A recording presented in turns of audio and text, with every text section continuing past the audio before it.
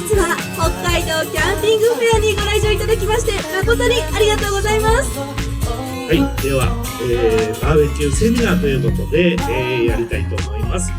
見学者が少なくていいですね。モチベーションを上げていきます。ですね。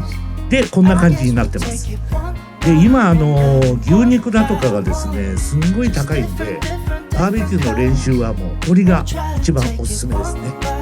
まだ多少お値段も安いんで、で一番違いがわかるんですよ。家でフライパンで焼くのと炭で焼くのがもう全く違うなみたいな感じでよくわかるかなと思います。